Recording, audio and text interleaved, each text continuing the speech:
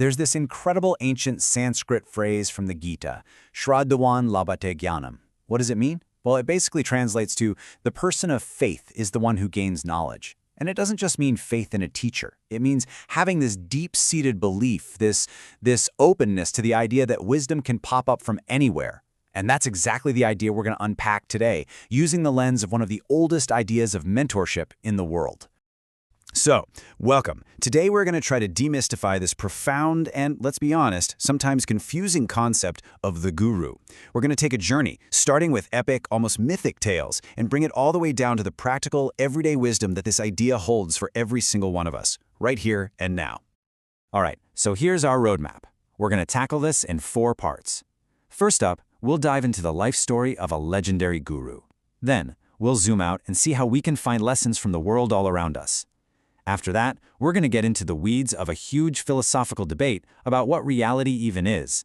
And finally, we'll bring it all home and see how you can apply this stuff to your daily life. Sound good? Let's jump in. Okay, let's start at the beginning. Our foundation for this whole exploration is a really important text called the Guru Charitra. The name says it all. It literally means the Guru's biography or the Guru's story. But this book is so much more than a simple biography. It's actually a teaching tool in itself. It was written back in the 16th century, and it's a cornerstone of what's known as the Dattatreya tradition. And what's really brilliant is its structure. It's not a dry history lesson. It's a conversation, a dialogue between a wise sage named Siddha and a seeker, a student named Namdhark.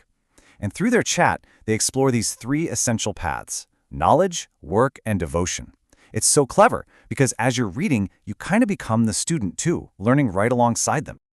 So, the hero of this epic is a man named Narasimha Saraswati, and his life was, well, it was something else.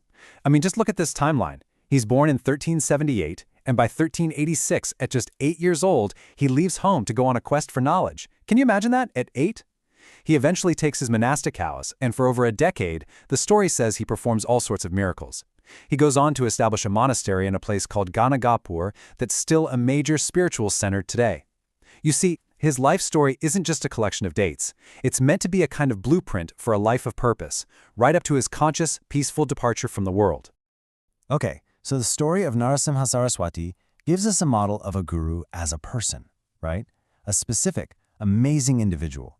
But the tradition goes way bigger than that. It zooms out and asks, what if the guru isn't just one person? What if the whole universe is trying to teach us something? And this brings us to this incredible figure named Dattatreya, sometimes called the Guru of Gurus. His core idea was both radical and just beautiful. He taught that wisdom isn't locked away in some sacred text or held by a single person. He believed that if you just pay attention, with a little humility and awareness, the entire world becomes your classroom. And he really lived this idea. He famously identified 24 gurus just by observing the world around him. For instance, he looked at the earth and learned forbearance, how it just endures everything and keeps on nourishing us. He watched a spider weave this incredible web out of itself and then just as easily withdraw it, and from that he learned about non-attachment. Don't get trapped by the things you create. He even looked at a child, totally free of ego and anxiety, just full of innocent bliss, and saw that as a lesson in how to live. It's a powerful way to look at the world, isn't it? So, if the earth can be a teacher, and a spider can be a teacher, and a child can be a teacher, what's the one thing that connects them all? What's the one ultimate reality shining through everything? Asking that question takes us from these beautiful stories right into the deep end of philosophy. Now, before we go any further, there's one central concept we absolutely have to get our heads around: Brahman. Now, don't think of a god in the sky. In Vedanta philosophy, Brahman is the singular, unchanging fabric of all existence. It's the very essence of reality itself. Pure being, pure consciousness, and pure bliss. It's everything. And right there, we hit a massive philosophical problem. A real paradox. If the true nature of reality is pure, shining consciousness, and if we are part of that reality, then how on earth can we be ignorant of it? How can light be covered by darkness? This one question sparked one of the biggest debates in the history of Indian philosophy. So you had 2 major schools of thought here. On one side, you have the philosopher Shankara. His theory was that there's this powerful cosmic ignorance, he called it avidya, that actively hides the true reality of Brahman from us. It's like it superimposes this illusion of a world full of separate things on top of the real unified reality. But then, on the other side, you had Ramanuja, who argued that this makes no sense. He said, look, something whose very nature is light can't be partly hidden. That's a contradiction in terms. An absolutely unified reality can't be both concealed and shining at the same time. It's all or nothing. Okay, I know, that's a lot. And you might be thinking, this is all incredibly abstract. What does this have to do with my life? Well, that's the perfect question, because this is where the story takes its final and maybe most important turn. And the person who makes that turn possible is Swami Vivekananda. He shows up at the turn of the 20th century, looks at all this deep philosophy, and basically says, this stuff is brilliant, but it's locked away in monasteries and forests. It's not helping everyday people. So he made it his mission to take what he called practical Vedanta and bring it to everyone. So what is practical Vedanta?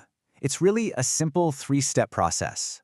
First, realize that this divine reality, this Brahman, isn't something out there. It is the very core of your own being. It's you. Second, apply it. Don't just think about it. Bring this consciousness into your work, your family, your community. And the result? Step 3. You attain excellence. Because when you act from the knowledge of your true divine nature, you can't help but become a better, stronger version of yourself.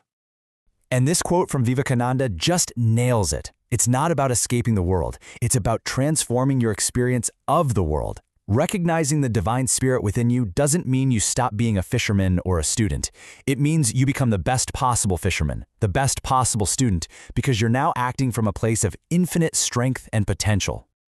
And so we end right back where we started, with that idea of faith and openness. In the end, it's not about finding one perfect guru. It's about cultivating an attitude of learning from everything.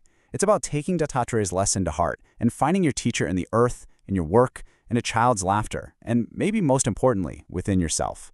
So let me leave you with this to chew on. Who or what have been the unexpected teachers in your life?